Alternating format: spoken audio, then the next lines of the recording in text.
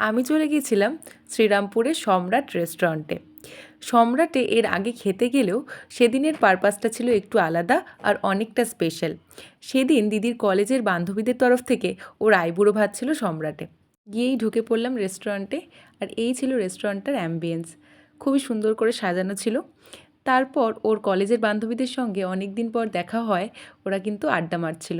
এরপর একটু অপেক্ষা করতে না করতেই চলে এসেছিল ওর আইবুড়ো ভাতের থালি, যার মধ্যে ছিল শুক্তো, ডাল, 5 রকমের ভাজা, আলু পোস্ত, মাছ, চিকেন, মাটন, আর ওই পাশে ছিল চাটনি, মিষ্টি দই, মিষ্টি আর মকটেল। তোমরা শুনলে অবাক হবে, এই থালিটার দাম ছিল মাত্র 650। খুবই যত্ন সহকারে ওরা কিন্তু সাজিয়ে দিয়েছিল। আর তারপর চলছিল আশীর্বাদ পর্ব। এই মুহূর্তটা সত্যিই খুব স্পেশাল ছিল। তারপর আমরা বেরিয়ে গেছিলাম, চলে গেছিলাম শ্রীরামপুর কলেজ ঘাটে।